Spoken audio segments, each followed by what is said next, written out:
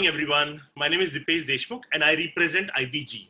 IBG is India Business Group. For people who have joined us for the first time, IBG is a chamber of commerce, and we are into helping our members getting connects, getting business locally as well as internationally. IBG has tied up with several chamber of commerces from various countries, and we conduct B2B meetings for our members. So anyone who's our paid member, they are eligible to attend these meetings and to seek business internationally. So it's a very exciting time, exciting period. I know people are not able to travel, but still we are able to set up these video meetings so that our members will benefit. The founder of IBG is none other than our business guru, Mr. Vikash Mittal Sen. Vikash, I would like you to say hi to people. Hello, hi, welcome. Thank you, Vikash. And we also have with us our CEO, Ms. Priya Pansari. Priya, can you please say hi to everyone? Good morning, everyone. So we've been listening continuously of work from home, and today we are going to hear from Samir about learn from home. So Samir, I'm quite curious. Over to you. Thanks. All right. Thank you, Priya. Before I introduce our speaker, again, a request that for people, you all should keep your videos on mute. If you have any questions, put them in the chat box and I will ask them later in our Q&A session. And if you are here for the first time, kindly type your name, mobile number, and email address in the chat box below. So IBG will be able to give you updates of the future webinars.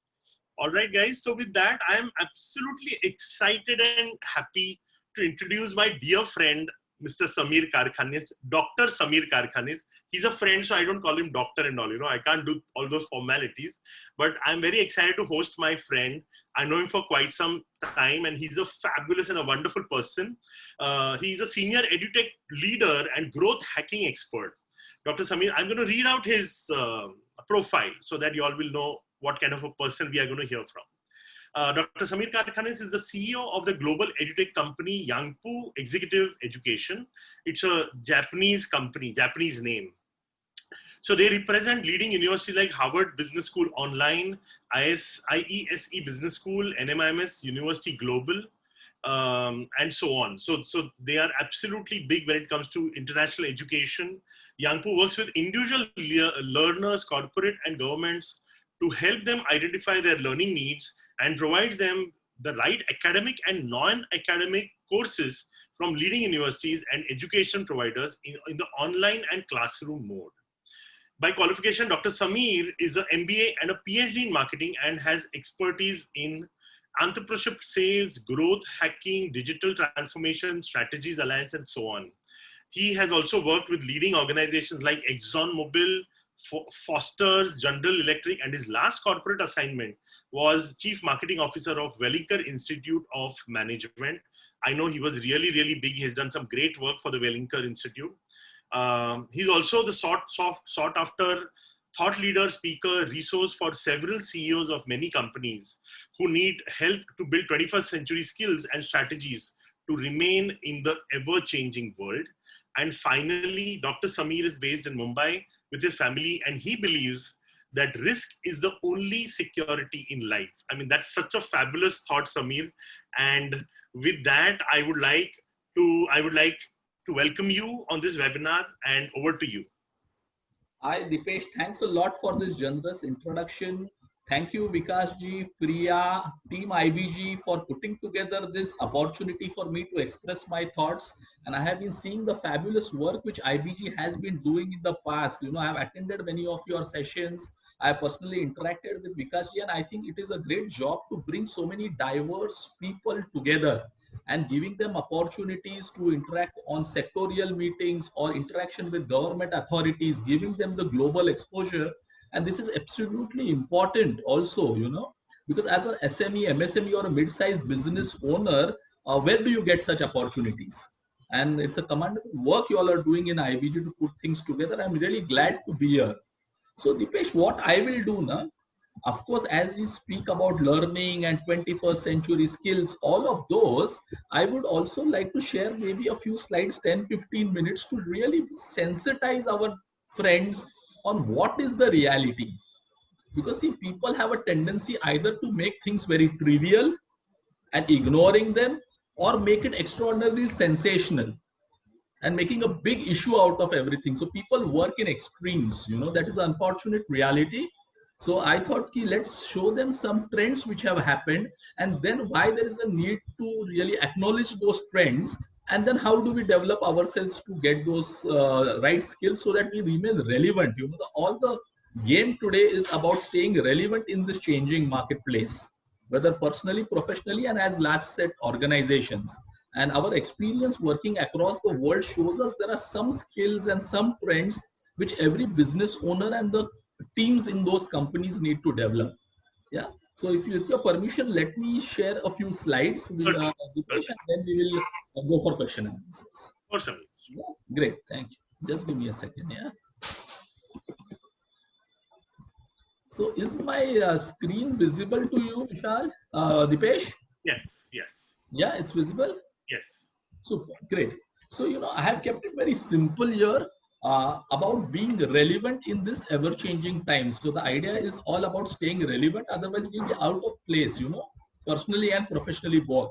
And I also understand the audience who is listening to us are family business owners also. So they drive businesses or they're related to family business and less of employees. Very clearly, that's what our company does to keep you relevant in the ever-changing time. We put together the pieces of blocks for you. So this is where I would like to start with, and this is a question to all of you. You must give at least 20 seconds to think about this, with all this euphoria and excitement. Should we really worry, or are we overreacting? This is a question for each one of us. Is there a cause for worry with the pandemics or the recession or the way things are made out to be and the uncertainty over the vaccines and then the future of businesses and continuity challenges, or are we overreacting? This is a question, and it is also a question is this the reason to worry, or something else was happening parallelly which we did not acknowledge? And I want to take you through that journey, because pandemics is overrated and the reality is happening in the parallel. So many of you must have seen the Netflix show about Sacred Games. There were two stories running parallelly. The reality was different and this guy was pursuing something differently, and that is exactly what is happening in the world today. So I'm just skipping the videos, and I'm just asking you some thought-provoking slides I'm showing you, which look very simple, very easy, but they have answers to many of your questions, I'm sure. So has anything changed the way you yourself communicate with the world? This is the way communication started. Maybe it started with human messengers, and then it started with, you saw the Salman Khan Bhagyashree movie where pigeons were taking messages.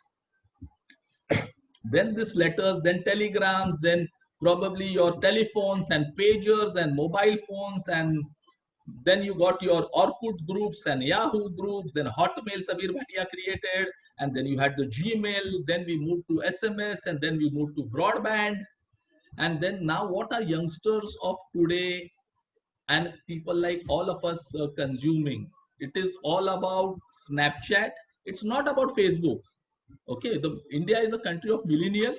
It's not about your Facebook. It's about Instagram. It's about Snapchat. And that's also going to be a short reality. The future is about human-computer interfaces, machines talking to people. And this is already happening, right? So where was the communication where we are? These changes were happening parallelly. Pandemic is just a reason. Many of the seniors in this group would know we used to have outside food maybe once in a month on salary days or on special occasions where people used to go to restaurants and eat. People followed your Chaumas, and we followed Padyushans and Shravan and Ramzan, all of this. But how do youngsters today decide what to eat, where to eat, when to eat?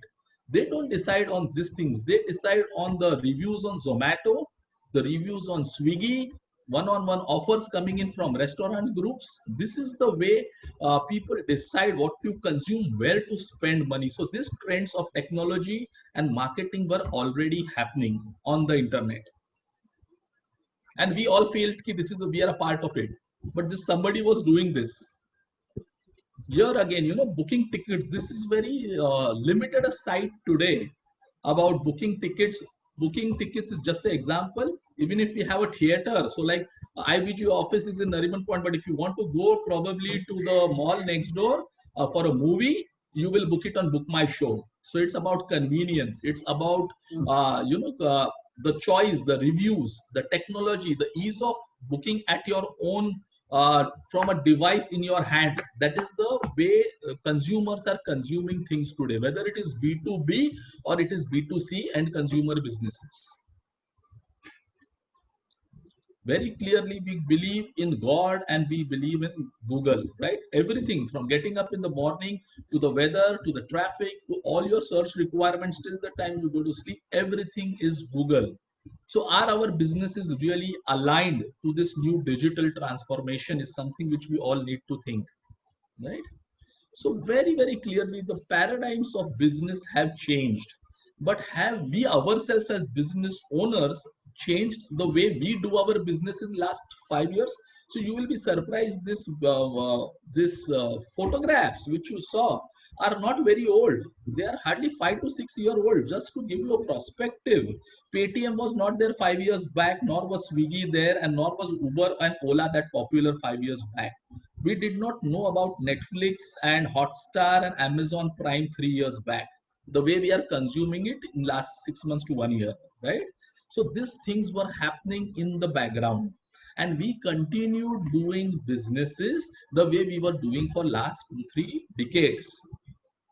So what are the consumers thinking at one end, how the world is changing with the millennials and the early spenders, and where are our business aligned? And it's not about consumers. Many of you may be in the B2B space, industrial selling and all of those.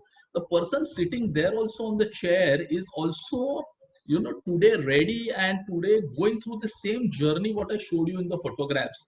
So he is a person again who consumes his food on Swiggy and Amazon. He books his taxi on Ola and Uber. He also consumes information on Google and other social media. He watches Netflix and Amazon. So this person is tuned for something which is known as instant gratification, information on the tips. So if this is the background, are our businesses serving him in the same way is something which we have to think.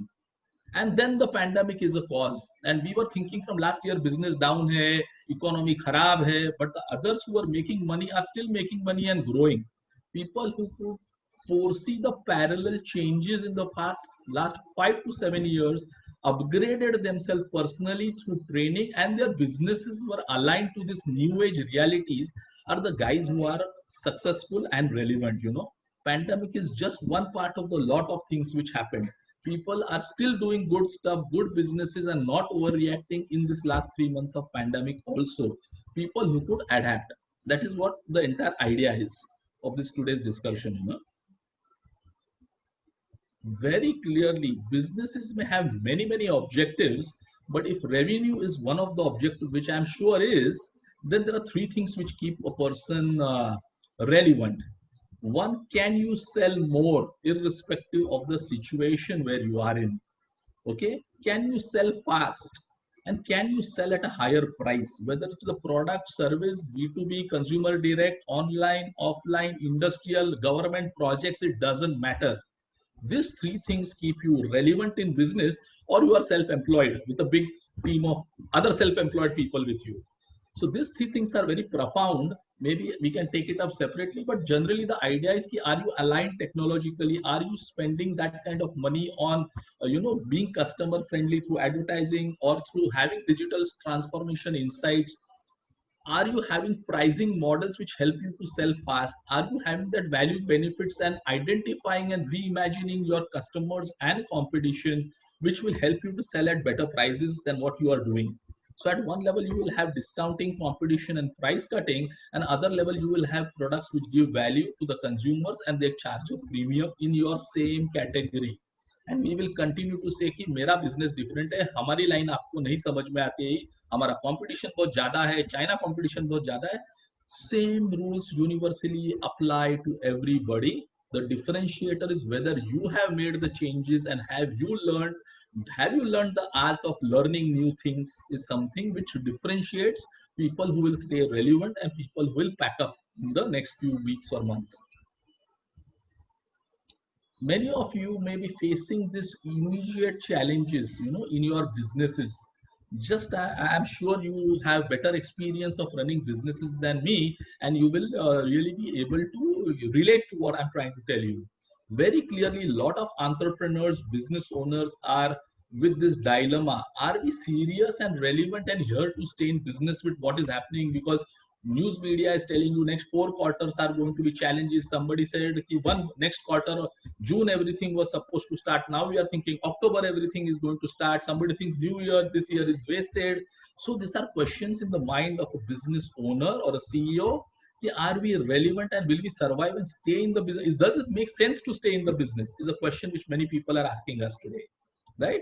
Mental debate about human resource planning, about your core teams, about many of you are Marwadi businessmen and traditional business owners also, I can see from there. So it's a question about loyal employees versus performances versus emotions. Do you want a little crooked employee but who can deliver in this crisis, and he may not be those loyalty parameters which you had said 20 years back and still he continues? Should you pay him or should you reduce his salary? Are questions which as an individual owner you are thinking, but you are not able to articulate them and not able to speak to anybody. So that's the mental debate which with business owners and managers are going through today. Because everybody likes to work in team but finds it difficult to tell ki I cannot pay you, or whatever it could be the situation. Promotions are stopped, increments not happening, people may have to work without salaries. So these are individual challenges. You are going to face a lot of challenges which are going to be legal challenges, because commitments are not going to be fulfilled. You are not being going to be able to pay to vendors. Your customers are going to delay your payments, and same may happen with your employees, right? So that is also legal challenges which many of you must have already started facing, or you are anticipating that to happen. These are all mind games, okay? Financial management, fundraising, recoveries, debt, all of this is, you were planning to raise funds through probably a VC or probably through banks. You have put up papers there, questions about collaterals and government schemes. All these are thoughts in minds of leaders today. Very clearly how competition is going to react, how are we going to go forward with our expansion plans, are we going to diversify which we had planned around 6 months or 1 year back. Many people look at this crisis as opportunities, like the edutech players like me have done. We found this crisis as amazing level of opportunities to kick ass the entire system of online education learning, and you're seeing it in 3 months in the newspapers every day now. Somebody thinks I will not expand, I will not diversify, our core strength, हमारा core जो है हम उसको पकड़ के बैठेंगे. That could be again a good strategy. I'm talking about challenges and dilemmas in the minds of owners, right? One big area where you will all have to invest is going to be learning. It could be going to business school, going to mentors and coaches, or learn online, which we propagate all the time, because it gives you the best of the learning from across the world on your laptop.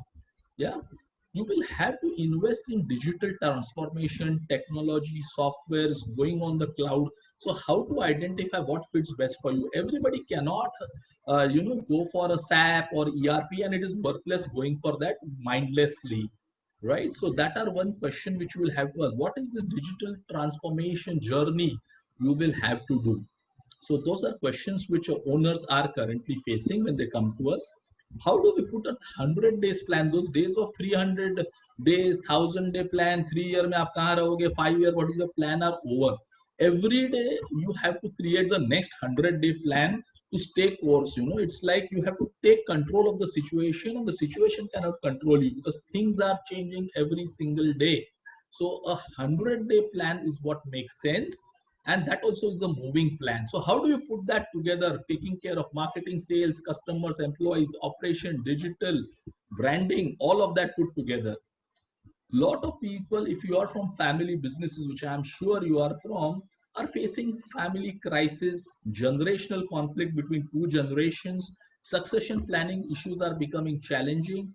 There are 2 or 3 brothers who are working, senior uncles who are in the business. Now the questions have been asked, and we get a lot of this in our family managed business program. Okay, one of those set of people who are seniors and who are there, who started the business, are not working, not delivering. Still they are taking up part of the profit, and profits are shrinking today. The second generation usually has problems to join family businesses. They wanted to start something own on their own and separately. Now they are asking for money, and initially the family had decided we will invest in that business, but now we are not investing. The youngsters don't want to join family businesses, and the seniors are finding it difficult to attract youngsters in the businesses. Some businesses are facing a challenge where there are too many people from the same family in the same single business. So how do we tell them now what next to do? These are some challenges which businesses are facing. See, before friends I come to learning, now this is what needs to be solved. So these are areas where there are solutions available, and that's what I want to take you to. But I want you to think: are you really facing this? That way, because we can keep talking gold rates going at 60,000 rupees a gram, and all that will continue to happen, and Ram temple will be built, but our bread and butter businesses will be affected by some real challenges. Some skills which you will definitely have to acquire, and then we are going to take this in the Q&A also, but there are skills which are different. So skills today about collaboration, about freelancing and project works. Those days of long term customers, 10-20 साल से हम customer एक company को supply कर रहे हैं, and XYZ, I am a vendor to X company to deliver XYZ goods, I buy from the same suppliers from the same location. All that, those are commitment are shrinking. Okay, it's going to be project work driven, it's going to be collaboration driven for a particular project. So you will have to create a mindset which is collaborative in nature. Dealing with global teams is going to be a great skill to be acquired, and a great opportunity, especially after what is happening to China. You will have to work with global teams. You will have to work with multi-language skills. Okay, you may be good in Hindi, English, and local languages, but today customers may come on from probably a Scandinavian country and they don't understand your English, right? Because they were being taken care of by China or Taiwan or whatever. But now these skills, if you and your teams can acquire, and these are very easy to acquire skills, okay? And that will be very, very helpful to you. Digital literacy, extremely important. And when I say digital literacy, I do not mean by Facebook or social media and Google, okay? Digital literacy and transformation is way of doing business on the internet, okay? It is not online selling. So it's a mindset again, being digital. You will have to develop skills of startup and a mindset of startup. The entire idea of being agile in a legacy business is a startup skills, right? Means lot of research, prototyping, testing new products, revalidating what you are already doing are startup skills which you will have to develop. Dealing with disruptive strategies, extremely important. Everything is shattered now, physically and mentally both. So how do you deal with ambiguity? How do you deal with difficult people? How do you deal with multicultural kind of opportunities is known as disruptive strategies. How do we innovate in what we are currently doing?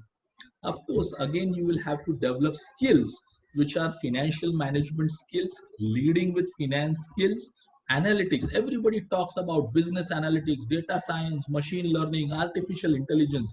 You may not be a scientist to know that, but you will be surprised to know the analytics is one skill which all business leaders will have to know, because businesses are going digital.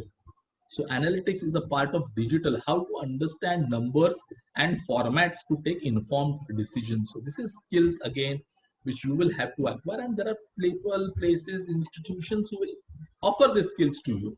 Okay, maybe you may think you may have to go for an online MBA, learning skills, open mind to apply all what you learn, because at your level, I don't think you are interested in any theory or gyan or motivation like a motivation speaker will give you. Those days are gone now. It's about skills which can be applied. You learn at a time, apply at a time, and see results. So these are some skills. I'm just moving fast to tell you that these are skills which you will have to rethink now, right? Very clearly, leadership now will begin with a T-shaped kind of a manager or a owner or a founder of a startup, like that mindset. Very important again. Here is your marketing, finance, HR, IT, all of these things, collaborative learning, entrepreneurship, design thinking, all of this you will have to understand these new things. right? And here is your core domain. I'm a manufacturer, I'm an engineer, I'm a trader, I'm a XYZ is here, but all works together. Extremely important for you guys.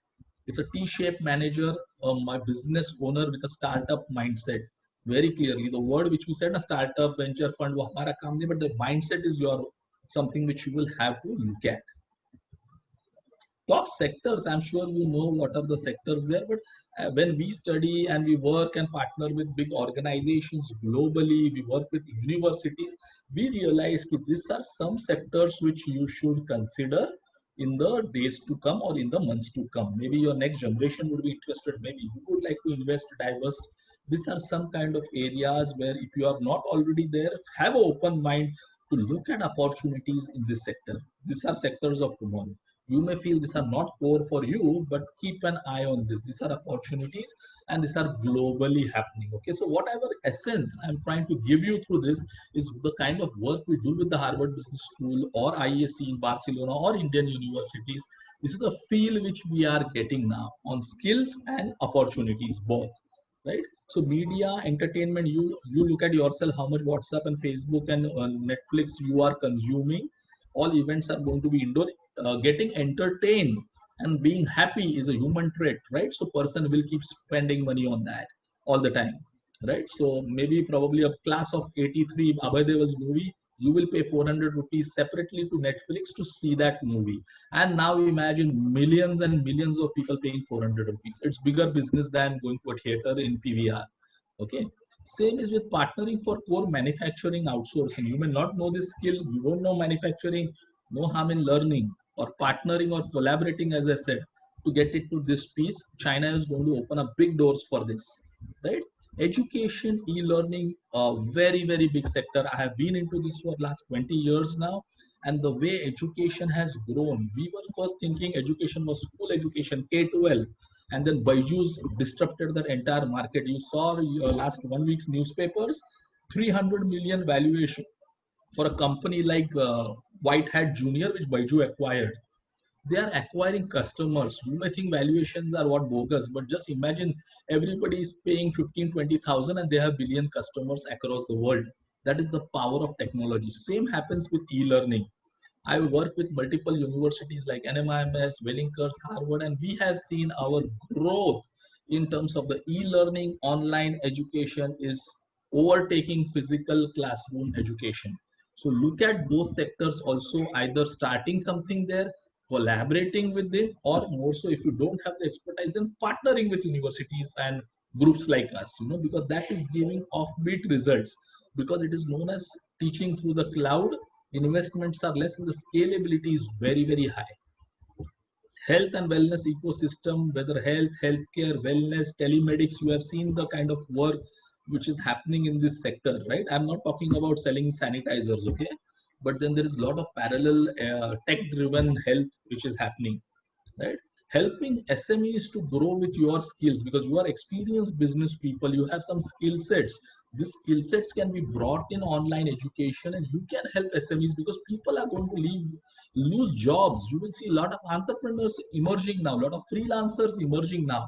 They need your skills. They need your skills. They need your help, and you can make your skills available to them through technology at a small price so that they can afford. But you have a lot of people who want to freelance, woman entrepreneur who want to get in business. They can make use of your skill and you will be paid for your skill, right? Digital e-commerce, B2B, B2C, have been always propagating. Digital transformation is the future. And also look at, many of you can look at senior citizens as a very, very big segment. Okay, people life expectancy is going to grow from independence in India till now. Expectancy has grown from 50, 55-year-old to 74, 75-year-old, and this will continue to grow. This is a very big segment which at Yangpo also we are focusing on, because these people are going to be healthy till the time they die, and they need to stay relevant and they need to learn new skills. So this is a big segment where you keep people relevant, keep training them, keep teaching them, so that they can earn their livelihood. This is not only in India. India is very relevant, but globally also, because governments cannot give social security measures anymore. These are all talks which we are hearing in papers. Okay, this scheme, that scheme, nothing is going to reach you to such a use scale. So the senior citizen also has to remain employable as an employee or as a freelancer or as a service provider, and he will need skills and he will have his own needs, which as business owners you can fulfill. So this is overall what we are seeing, which are skills, and there could be a lot of things inside this, but overall this is the field which we are getting as educationists. Now, I'm not going through this. This could be a innovation session which we do sometime later. But some sectors which you have not thought, just have a look. This is just to give you a glance. This is the way one can look at the sectors. You may not be directly associated with this, but you can be a vendor, collaborator, service provider, investor, whatever. Yeah, these are newest spending sectors in the world and in India, of course. From a 3D printing to a recycled products to gamifications. Like a business owner like you may have a general website. You may need UI, UX design, and there will be millions of people like you who need this. Vegan lifestyles, VR, AR, big things which are happening parallelly. More so, I have taken your tech-related products because we are seeing a lot of scale and scope there. But something like point number 6, have a look here. Smart cities. When a concept of smart cities sees the light of the day, there will be a lot of services which will be required, a lot of products will be required. Are we even in touch with them where the smart cities are happening? Have we been able to speak to them and see what is the possibility to do business with them? Is a question which owners like you and me have to ask. So very clearly, again, because we are on a topic of learning, where very clearly this is a very profound और बहुत strong statement है ये. When fishermen cannot go to the sea, they repair their nets. So this is the time to learn new things, go through training, have an open mind to learning. Don't think कि मेरा भी time हो गया है. What new can somebody teach us? वो सब दिन चले गए. Those who keep thinking are keep thinking, and those who want to do play the game, right? So my clear wishes to IBG members and friends, a family legacy business with a heart of a startup, So continue the legacy, but heart of the startup, stay relevant in this. Yeah. So Dipesh, this is from my side, and I'm open to questions. All right.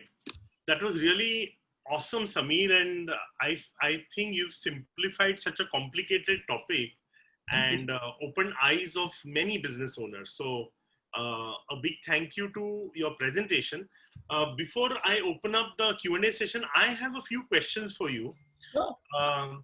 So since all our members and even non-members, most of them are business owners, entrepreneurs, how can they upskill themselves? So you've been talking about there is a gap, there are challenges. So how can they upskill themselves so that they can overcome those challenges? Sure.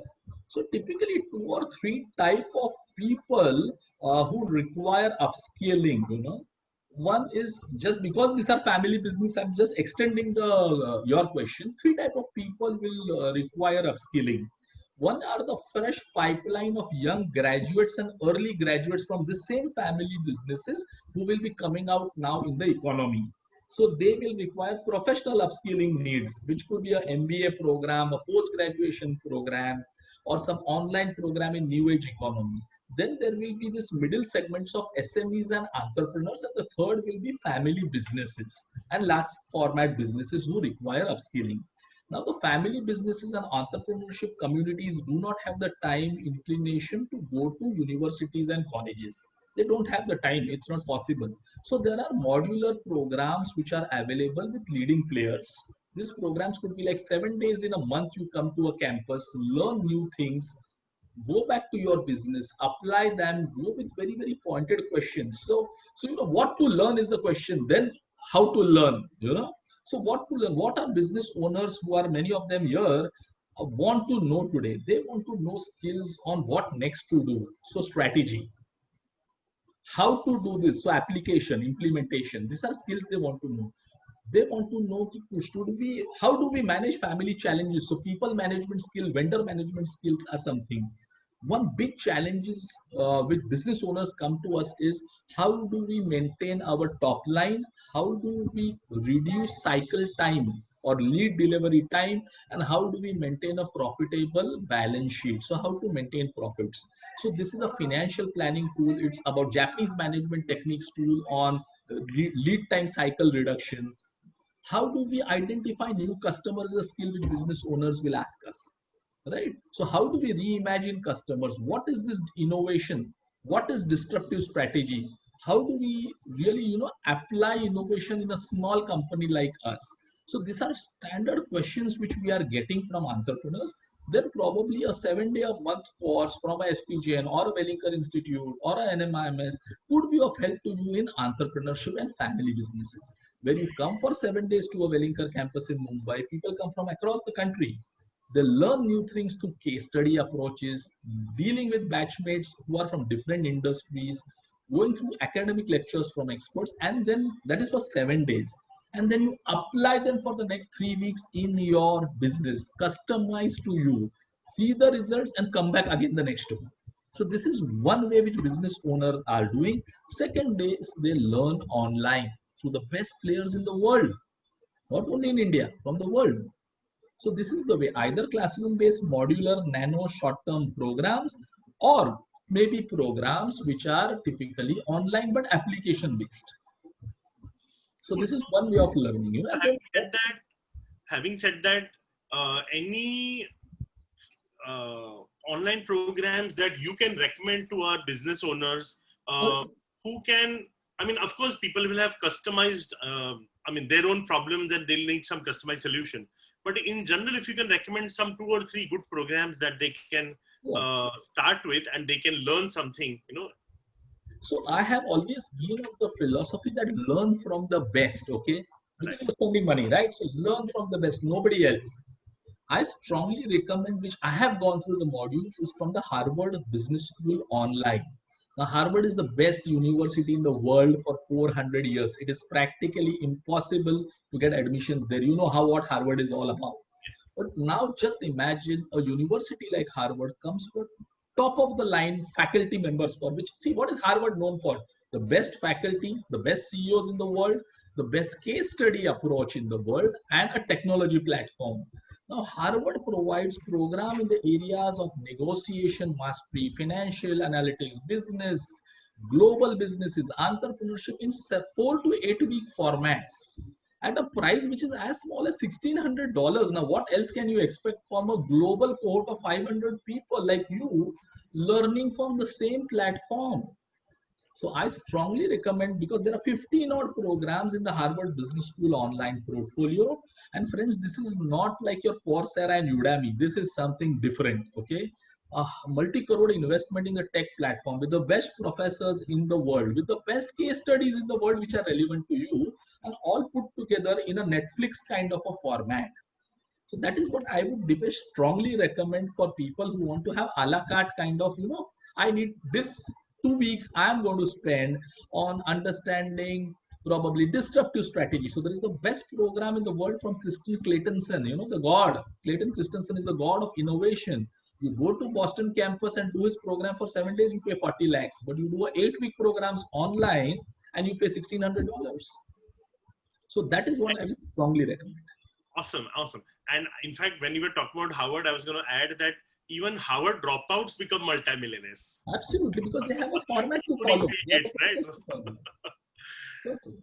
Cool. So, having said that, we already had a little discussion, and I had already warned you that I would like to request you that is there any way our IBG members can get a special discount from Harvard because we are IBG and we are really nice and you are our friend. I will tell you at Harvard, what happens, we work on a global pricing policy, because these programs are already subsidized. You cannot believe that a Harvard program can be at $1,600. I agree. We do run something in around 35 countries, okay, where we are giving some scholarship and special pricing for university partnerships and B2B partnerships. But the only thing, Dipesh, and I will speak to Harvard Business School, okay? But the only thing is you cannot sell it outside other than your members. Sure, done. That is the condition. I will speak to the Harvard Business School and let's create a program and make this offering in a closed group to IBG. That will give you 2 or 3 benefits. One, you will get a pricing benefit for your members. Second, you will be able to use the Harvard Business School branding for IBG members. And the learning is unbelievable. So I will speak to them and let's try to work out a scholarship plan exclusively for IBG and Harvard collaboration, something. I will speak to them. Definitely we can take it offline. Fabulous. That will be really, really nice. Sure. We want our members to benefit, and what better benefit than getting them something from Harvard? Directly. Absolutely. From their faculty, and alumni benefit for lifetime. It is known as past participant benefit. Every program has participants from 60 to 70 countries in the same cohort. Right. So members will definitely benefit through the branding, the certification, and the alumni network. Let's speak about that, certainly. Certainly. Thank you, Samir. And my last question before I take some of the questions is,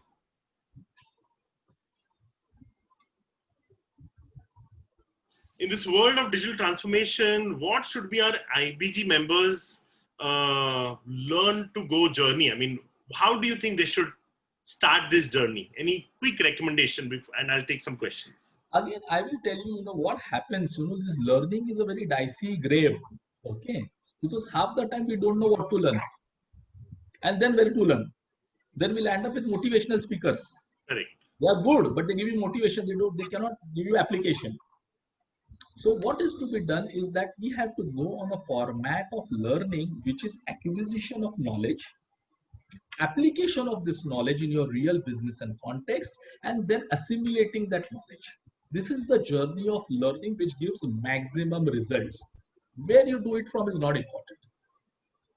Acquisition, application in your own business, and assimilating that.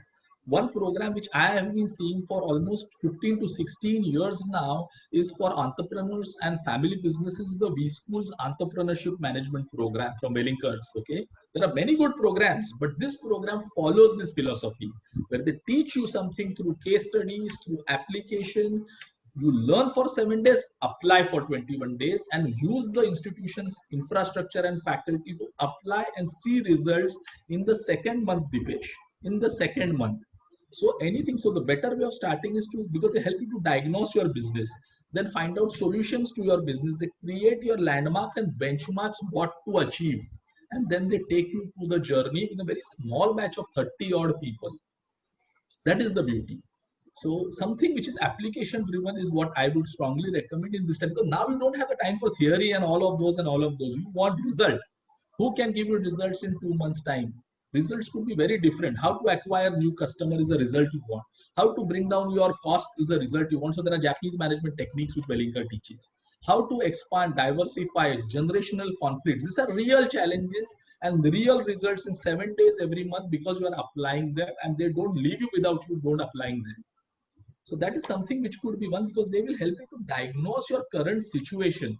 Our problem is what, we are not able to diagnose what is the problem. I agree. So that probably could be of help, I would recommend, And the disruptive strategy program from Harvard, just $1,600, it's unbelievable. Absolutely. I understand. I mean, so what I would like to add to what you're saying is, when people think of training programs and learning modules, they think of their school and college days where there'll be theory and somebody will just teach. And at Harvard or most of the US good business universities, the professor is just a guide, and you're supposed to explore and self-learning. And I'm sure Harvard will be using Harvard case studies as well.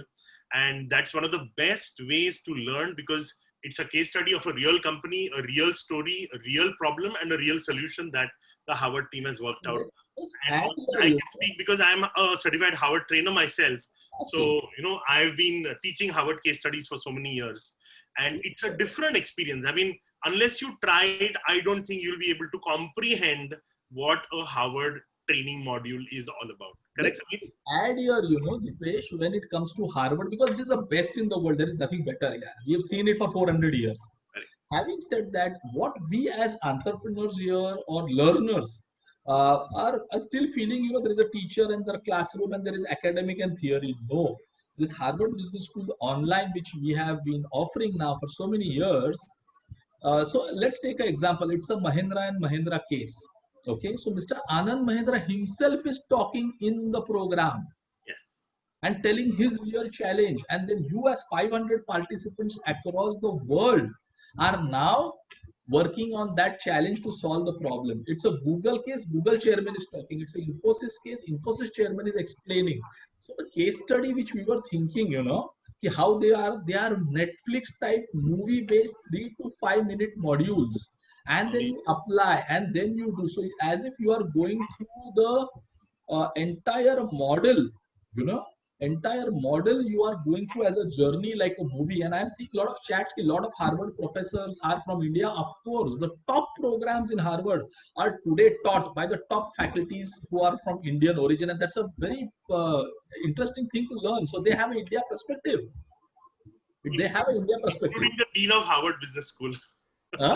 Nitin Noria is the Dean of Harvard Business School. The Harvard Business School top programs are taught by V.G. Narayanan and you know, the best guys, Bharat Anand and all. So they have an India perspective, and so this India pricing benefit also.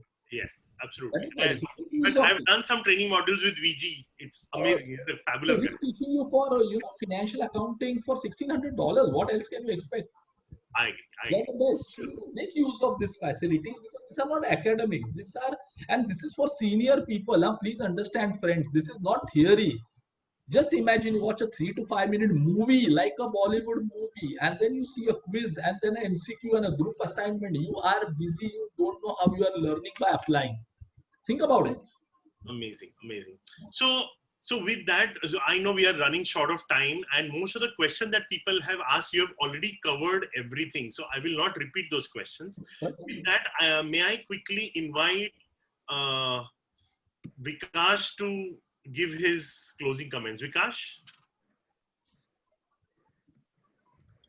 Hi there. Hi, Vikash. One sec. Yeah. Hi. So this is better than expected. Wow. Thank you, Dr. Samir. You know, going back a few years, when you left Wellington, I was a bit worried about you. That why have you left such a settled job and trying to go out on your own?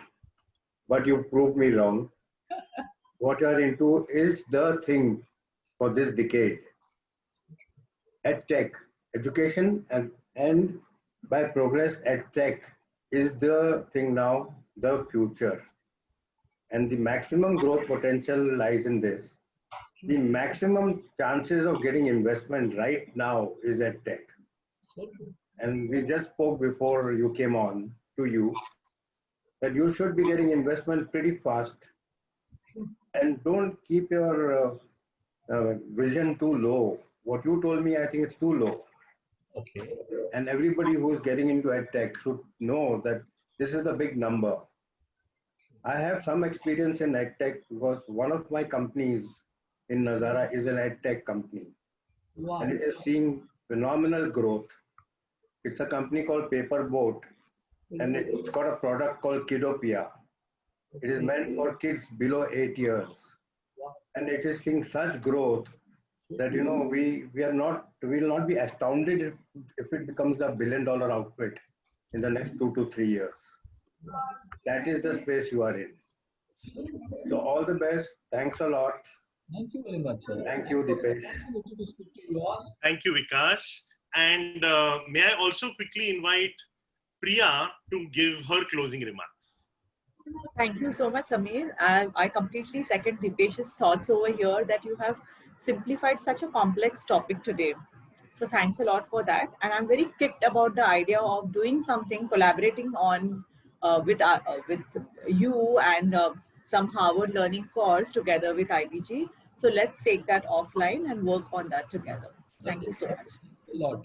Super. Nice. All right.